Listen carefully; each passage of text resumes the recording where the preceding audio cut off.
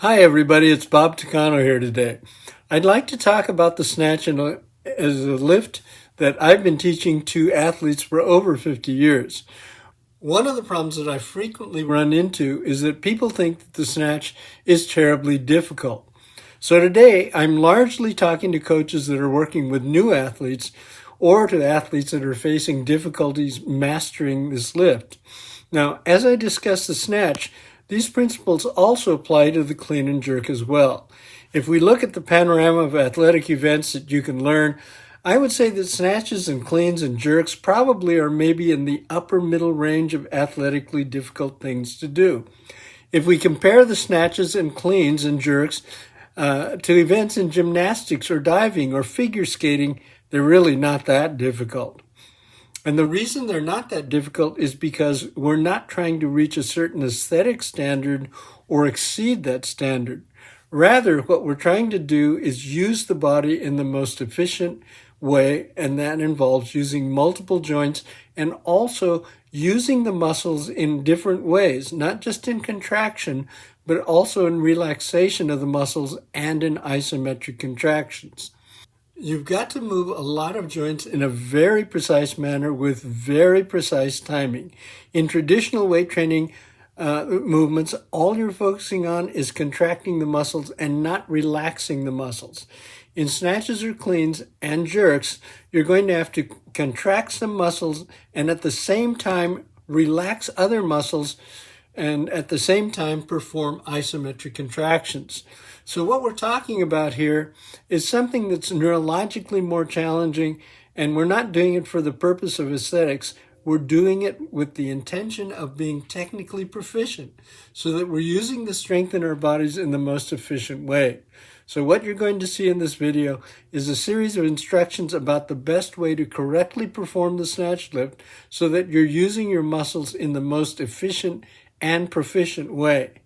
Now, if you come from an activity like traditional weight training or bodybuilding, where you're only moving one joint at a time and you're only contracting the muscles, learning the snatch and the clean can be challenging. But if you come from an activity like playing basketball or volleyball or any activity where you have to be explosive, it's not going to be quite nearly as difficult. And if you have a background in gymnastics or dancing, the snatch and the clean and jerk are really not that difficult to master, especially if you have good mimicry skills. So the thing to keep in mind here is the technique there is there so that you can use the strength that you have most efficiently.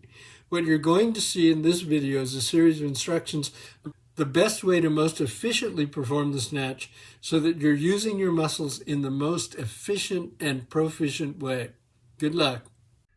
All right, this video is going to cover the snatch, which is the first in our series of 100 exercises. Now, the 100 exercises are snatches in which you have to go all the way into a squat to catch the lift. So the classic snatch, which is the one I'm covering in this video, is going to be the first one that we cover, and later on we'll get into things like snatching from the hang or snatching from the blocks. All right? Okay, so let's talk about a few things that are basic before we even begin talking about snatching. The first one is the grip width, and this has been a particularly vexing problem for me because I see too many people that are taking a very, very wide grip. I think the assumption is the wider your grip that you won't have to pull the bar as high. But what happens is when you take that wide grip, you no longer have control over the bar pathway. So if you keep a closer grip, you can actually help to control the bar pathway, and you have a greater chance of getting it in a position where you can support the weight. So your percentages of successful completions is going to improve if you get your grip width at the proper point. The first one is called the scarecrow method, in which you have an athlete put their arms out to the side, 90-degree angle at the elbow, and then the distance from one elbow to the opposite elbow is the distance between your hands when you go to grip the bar in the snatch. The other way of determining the optimal is to hold out one arm to the side, make a fist, And the distance from the knuckle here of the middle finger all the way to the opposite shoulder is the optimal distance between your hands when you go to grip the bar. So make sure you've got the best grip width, and this is also going to enable you to use your arms on the pull. All right, the second one is footwork, which we don't talk about too much, especially when we're looking at weightlifting technique, because we look at it from the side and you can't see the footwork. But watch this. I purposely have had the athlete here slow down the pull at the top before he moves his. Okay, extend and out. One more time. Extend and out. Now, Okay. The reason for that is, well, there's a couple of reasons.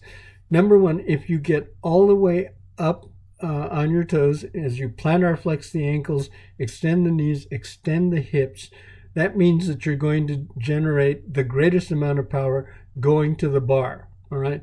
If you don't get up on the balls of your feet during the pull, then you haven't fully extended, and you're also affecting the trajectory of the bar.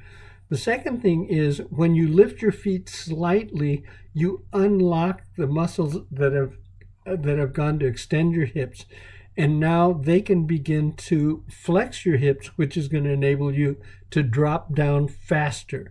Now, as you move your feet, make sure you skim your feet. Don't try to lift them high, because anytime your feet are not in contact with the platform, you cannot exert any force on the bar. So you want to minimize airtime for your feet.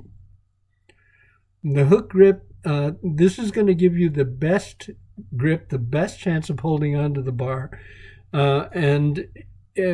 Basically what you do is you're going to take your index finger and your middle finger and wrap them around your thumb. And that's going to assure you of a tight grip. And I always say you use the hook grip when your palms are facing backwards. If your palms are facing up or forward, you don't need the hook grip. And by the way, as you go under the bar in the snatch, it's good to relax the hook grip. And I'll talk a little bit more about that later. All right, so let's look at the videos and the sequence shots. Some of you may have attended some of my seminars before, and you've seen these, but I've added a little bit more discussion to them than what I was doing previously.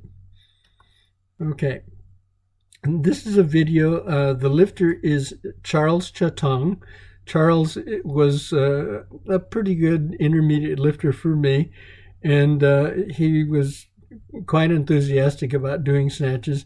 His technique is not perfect, and that's why I included it, by the way. I didn't want to put somebody in that was perfect. I wanted beginners to see that you could have proficient technique, and there's still some imperfections in it, but that's okay. All right, so take a look at Charles. Get up. Okay, I'm going to run that by you one more time, and I want you to notice something. When he starts to rise, he does not lead with his butt. In other words, he's down on the full squat, he's holding the bar overhead, he does not stick his butt up in the air. And that, if you do that, it's going to cause you to lose snatches in front. So catch, and then he pushes the floor down with his feet.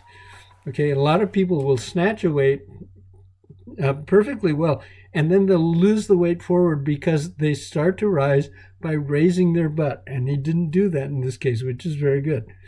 All right, so let's break this down and look at the sequences.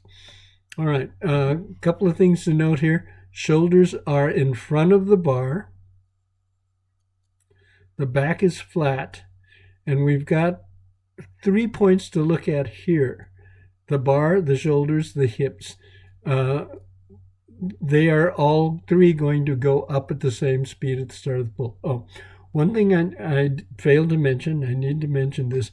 The bar should be above the base of your big toe, and it should be touching your shin. All right. Now, we've all seen lifters who scrape their shins with the bar. And when they do that, what's happening is they're rocking back on the heels. at the start of the pull, and that brings the bar into their shins. If you perform this first pull correctly, you're not going to have the bar moving up the shins. Your shins will move back out of the way. Okay? All right, so let's go to the second one. This is lift off, and it's part of the first pull. Okay? So the bar has been moved off the floor, and we're in the first pull. The first pull has the bar going from the floor up to the knees. All right, that's the first pull.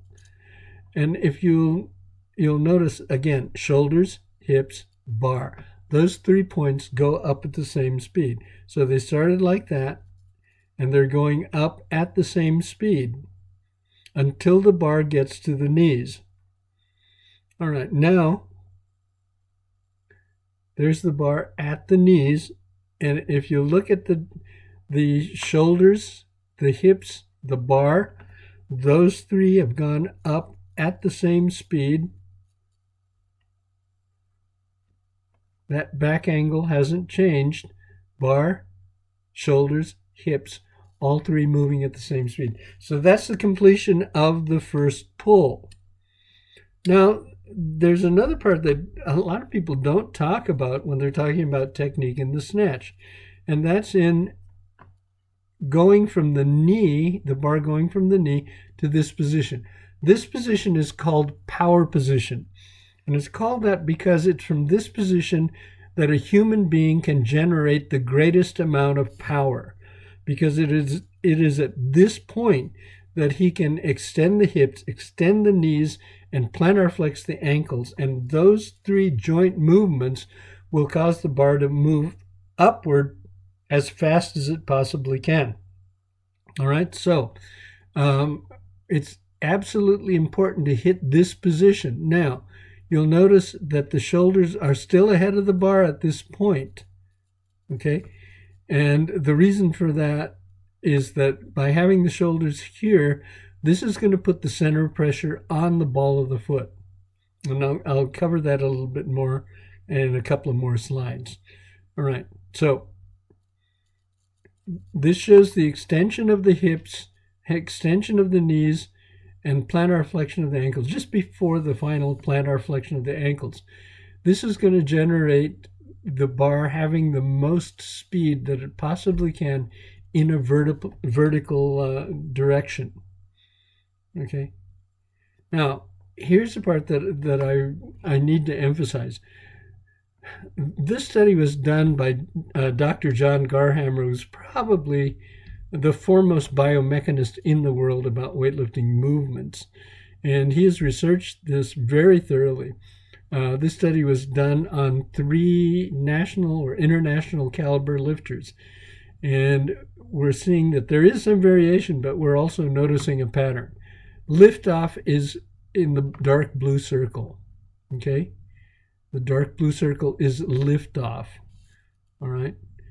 And the bar pathway then goes laterally. It goes outside to the outside of the foot.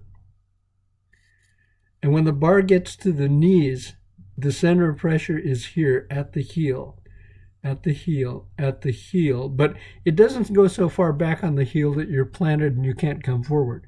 Now, in that transition phase that I talked about, where the bar goes from the knee to power position, knee to power position, knee to power position, and that's where the center of pressure is indicated by this lavender circle.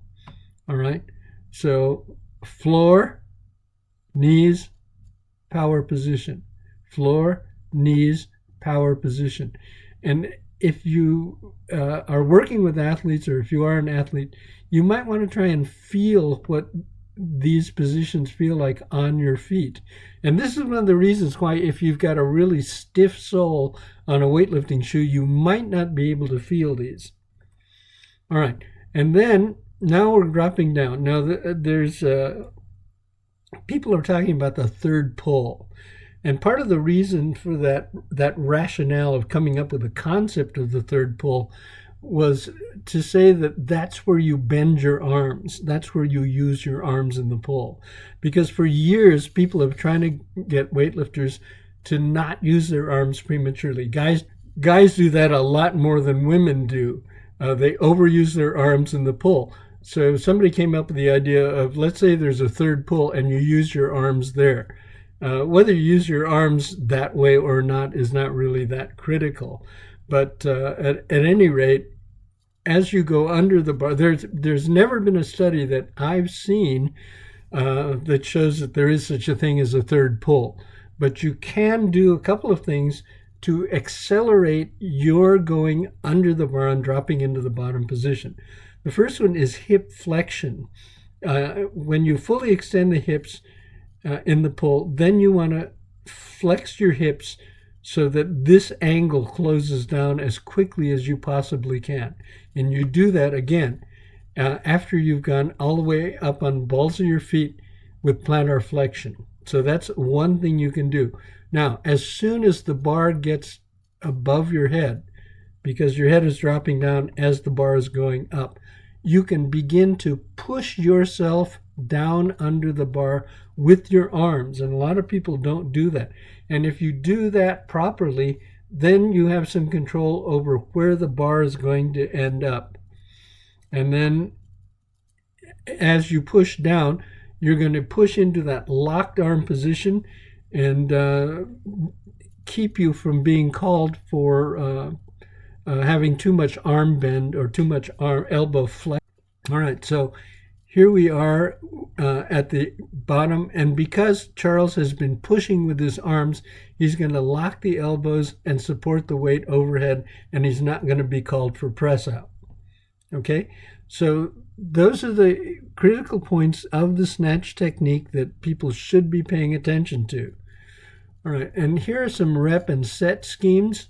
These first four, I would say, are schemes that you would use when you're a beginner. All right, these are for people that are attempting to learn the snatch.